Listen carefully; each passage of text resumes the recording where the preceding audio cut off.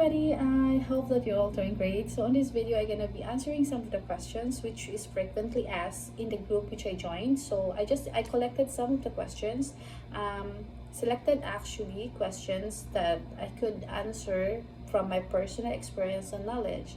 So I hope this video will be be your guide throughout the process, so and help you understand and have an idea. So okay, let's start on sa mga documents. Ano bang mga documents ang dadalhin mo? Original ba o photocopy? So guys, original po lahat ang kinukuha nila. Original po. But if you want to have extra copy or for like reference or extra documents just in case you need it in the future, so you can have a photocopy. But I advise you guys, pag kukuha ka ng Senomar and birth certificate, kumuha ka na ng 3 to 4 na copy. Kasi sa embassy isa, sa CFO isa, then pag nasa US ka na, for sure your birth certificate ng Senomar gagamitin mo yan. So it's better to have extra copy than magkakaproblema tayo kasi mahirap mag-request, diba, malayo na yun. So anyway, yeah, original copy ang lahat ng kukunin mo. Then kuha ka ng extra, except sa NBI, isa lang ang copy mo sa NBI. Then, di ba, parang hinahati yon. So, yun lang, hati lang naman yung kinukuha ng embassy. So, yun. When it comes to the 2x2 pictures, guys, nagka-problema ako noon. I already shared this from the previous video I uploaded. So, sa 2x2 picture, kailangan bare face. Walang reaction, walang bangs, walang buhok, walang yung tenga kita talaga. Kahit konting buhok sa tenga, bawal yan. So yung nangyari sa akin, may kunting nakatakip sa ano ko, tapos pinaulit ako. Nag-request sila ng other copy of my 2x2 picture. So, meron namang Kodak sa loob ng embassy, so doon ako nag-picture. So, para hindi na kayo hassle at magkaroon ng problema, guys, yun talaga, walang kahit na ano sa mukha. Ganun talaga, tapos yung tenga ko kita. Tapos, yeah, sa pagpa-picture ko noon, yung una kong binigay, naka-suit, yung edited pero sa embassy naman wala lang. So I think kahit naka-t-shirt ka, basta kita yung mukha mo, okay lang yung 2x2 na yun. Alright? Gayon naman sa CFO login, mostly magkakaproblema sila kasi nag-error, hindi sila maka-go through sa process. So pag ganyan nag-error kayo, guys, lalo na pag dito kayo sa cellphone nag-login, pag open nyo ng link, may 3 dot dun sa taas. Pindutin nyo doon, hanapin yung desktop site, guys, para dire-diretso yung proseso nyo, okay? Kasi ganun din ang nangyari sa akin. Buti nga may sumagot sa group na sabi desktop site. Tapos yung mga illegitimate naman dyan, huwag yung blankuhan, lagyan nyo lang NA, ganun, para dire-diretso. Alright? Next is ang I-134. May nagtanong din kung dapat ba ipa-notarize. Guys, hindi na kailangan. Actually, sa akin, during my interview, hindi na hiningi sa akin yung I-134. But it's better for us to provide everything which is might be asked. So, lang kayo ng I-134, pero wag nyo na ipa-notarize kasi hindi talaga yung pinapa-notarize. Hindi nila, Ang alam kong ipa-notarize, yung intent to marry. Kung ikaw ay below 30 years old at malaki yung gap nyo ng fiancé mo. So, kailangan mong magpa-notarize na intent to marry, tapos consent ng parents din, na ipa-notarize din, ng consent ng parents na magpapakasal ka sa tao na yan. Okay? Intent to marry, tapos consent from parents kung ikaw below 30 years old.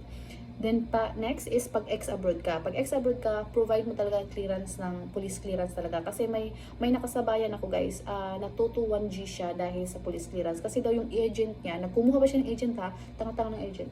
So anyway, doon daw, sinabi na hindi na daw kailangan. Pero talagang sinabi sa group namin na yung mga ex-abroad, kailangan ka talagang mag-provide ng police clearance. Ngayon, hindi siya nakinig kasi nakinig siya sa delay siya. So anyway, kung ayaw nyo magkaroon ng problema, so lahat ng posibleng hingin, i-provide nyo na, okay? So, ex-abroad, police clearance talaga. So, next, ang delivery address. Pwede ba siyang baguhin? Yes, pwede mong baguhin basta hindi ka pa na-interview. Anytime, kahit ngayong araw, bukas sa interview mo, pwede mong baguhin yung address mo sa delivery. Kasi sa akin, dapat Makati for deliver at I decided to pick up na lang. So dito sa Robinson ko pinick up. Tapos ang alam ko dati, kasi sa mga nababasa ko sa MOA. So ang alam ko, akala ko pag pick up, MOA lang talaga. Pero ang dami palang choices dun sa baba sa mga mall na malalapit. Kung saan ka malapit, dun ka mag-pick up. Alright? So, pwede mong baguhin yung address. Need ba dalhin ang K2? Yes guys, pwede mo siyang dalhin, pwede ring hindi, basta below 13 years old. Pag minor siya, from 13 years old below, yun yung minor. Pwede mo siyang dalhin, pwede mo siya ding iwan. Kasi hindi man talaga in-interview yung K2. Ngayon, kung above yung K2 mo, above 13 years old, 14 up, so kailangan mo talaga siyang dalhin kasi kailangan niya ng appearance and magtatanong din sila sa mga questions sa K2 mo. Usually, ang tinatanong lang naman nila, birthday, edad, ganun-ganon, yun lang naman. So, kung may boyfriend, may mga ganong cases din. Nagtatanong ng ganon. So, anyway, pero madali lang talaga. Masasagot nila. Huwag kayong kabahan. So, ngayon naman sa DS-160, ang validity ng DS-160 hanggang kailan ba? 1 year ang validity niyan. 1 year. So, but, note guys, make sure na lahat ng mga information na nilagay nyo doon ay hindi na siya mababago. Like for example, your address. Kung yan yung address mo, yan na talaga. Wag na, kasi baka lilipat ka ng bahay o ganun. So, make sure na yun talaga yung address mo. At lahat ng information na ilalagay mo doon, totoo talaga at hindi na mababago. Kasi once you uploaded that would be the reference of the embassy embassy para sa interview mo. Doon sila doon sila babase sa mga sagot mo. Kasi lahat ng mga information natin na doon eh. So, yeah. DS-160, 1-year validity. Ngayon naman sa poverty guidelines. Ano ba ang poverty guidelines? Guys, we have every state, ang alam ko, may iba-iba silang poverty guidelines. Ngayon, ang tanong, kung hindi pumasa yung fiancé mo, anong gagawin niya? Kumuha lang siya ng co-sponsor. Yung co-sponsor na yun yung parang magbibigay ng parang kung mag-loan ka, may yung tawag doon, yung taong ano man mangyari, siya yung sasagot. Ganon yung kumbaga yung kailangan lang, co-sponsor lang. So, as far as I know, it doesn't matter kung family member ba siya or ano. So, kung may kaibigan ka na kaya siya mag-co-sponsor sa petition mo, so it's okay. Okay? So, co-sponsor lang. Huwag kang kabahan, huwag kang mapraning kung hindi pumasa sa poverty guidelines yung fiancé mo. Kasi pwede pa. May pwede pang gawin. Co-sponsor. And also, guys, may nangyari na-deny talaga siya. Normally, wala talagang na-deny sa immigrant. Okay? Kasi petition tayo eh. May mga sponsor tayo. Yung na-deny lang yung mga tourist, ganon. Pero, may na-deny daw dahil expire na yung NBI niya. Ewan ko anong nangyari. Siguro napaaga yung pagkuha niya tapos hindi niya napansin na expire na pala. Kasi di ba nag-pandemic? So, yun. Make sure, check your documents na yung validity talaga na documents niyo is valid pa. Alright? Kasi para iwas drama. And the next is, ano bang oras? Anong oras daw dapat pumunta sa SLEC? No. Anong oras dapat pumunta sa embassy? Ang ina-advise ko from my experience, guys, 30 minutes before your appointment time, pwede ka nang pumunta doon. Kasi, alam mo, na-surprise nga ako nung time namin kasi 6:30 yung ko, tapos before 6 nagpunta na ako doon. Tapos, kinabahan ako, akala ko, 6:30, ang haba ng pila, akala ko first come, first serve.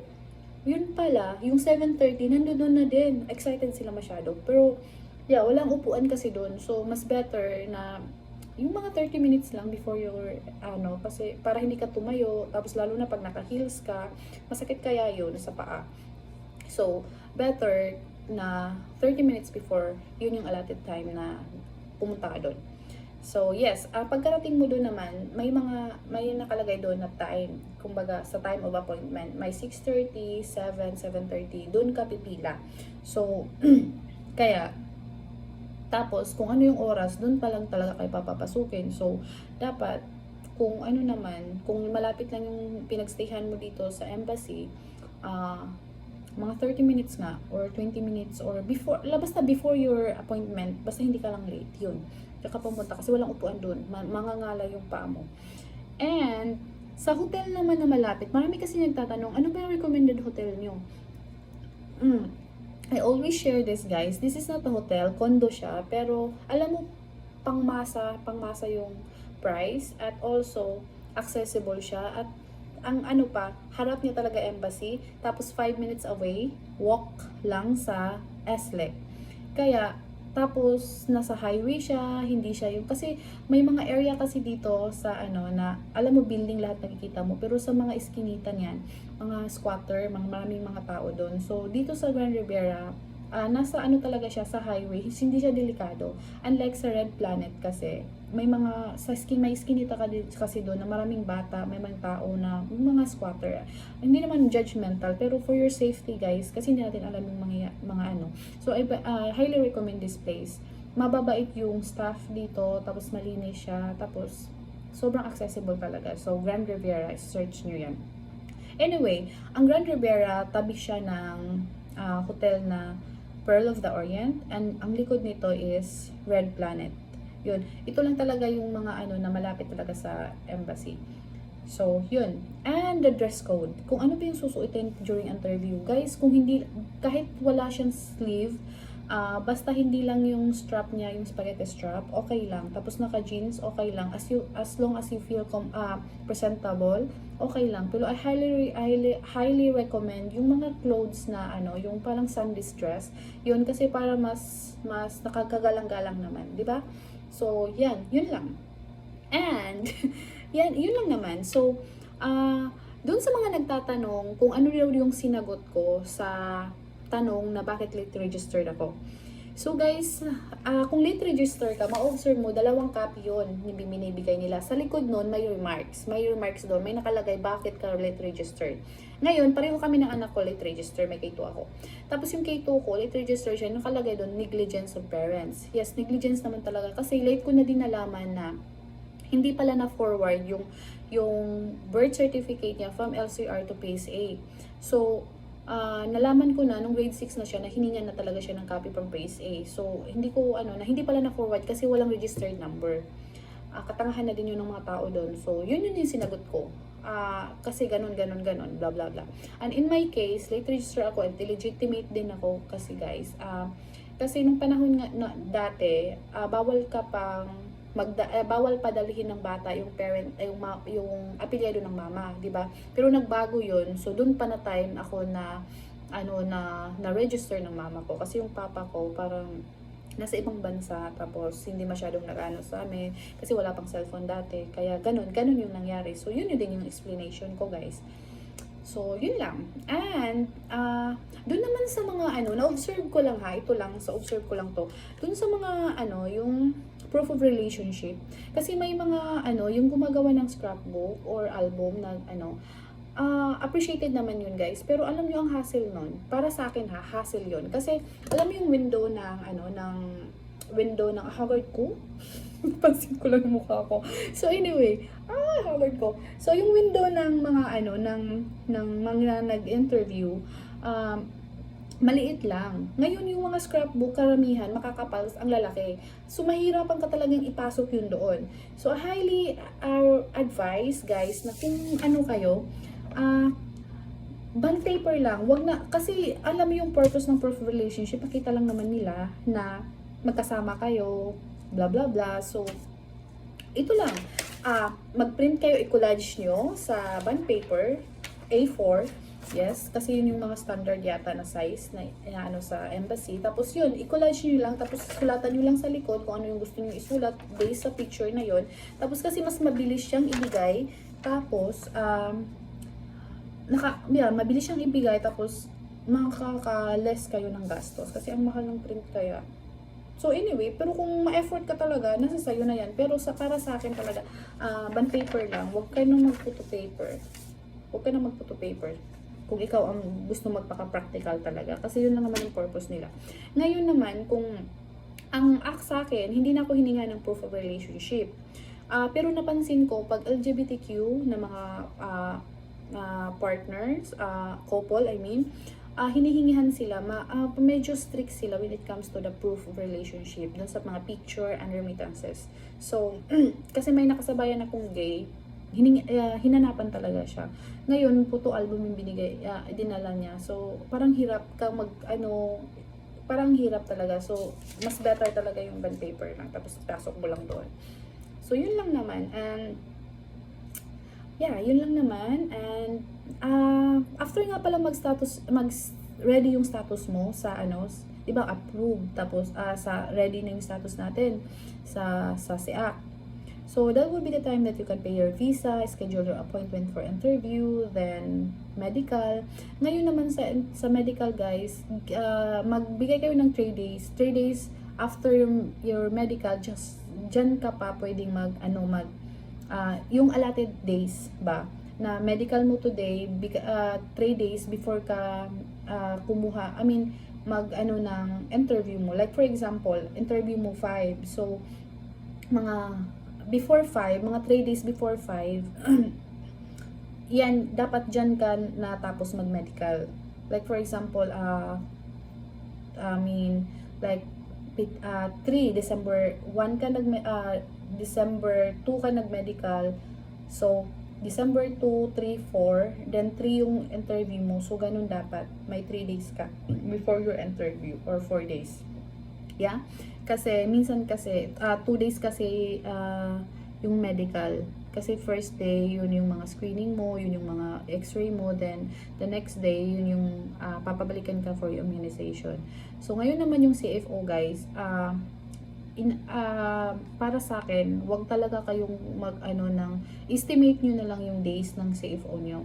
Like for example, you will be having your interview on December 5. So, mga 10 days before, or 2 weeks talaga from your interview date, dyan ka ng CFO. Kasi one of the requirements talaga ng CFO is visa on hand ka. To avoid the stress, so wait until you have your visa on hand, saka ka pa mag-CFO. Okay? Kasi, meron naman kasing cases na 3 days lang may visa na sila. Meron ding iba na ang tagal. Tapos, like in my case, may babae, nakasabayan ko that day na nag-interview, same window kami, pero 3 days lang talaga nag-visa na siya. But in my case, I'm still waiting for my visa on hand. So, pick up din yung sa akin, pick up din yung sa kanya. So, wala talaga, para sa akin, wala talaga yan sa konsul. Depende talaga, parang electronic talaga yung yung parang chuk, yung ito, parang nakapila yung mga papers natin, tapos electronically, tapos chuk, ganon. Wala yan sa konsul. So, ikaw, pray, kung namamadali kang lumipad, pray ka na lang na mapabilis yung process mo. So, that's it, I guess. And I hope this video will help you and understand the whole process. Thank you for watching, and God bless.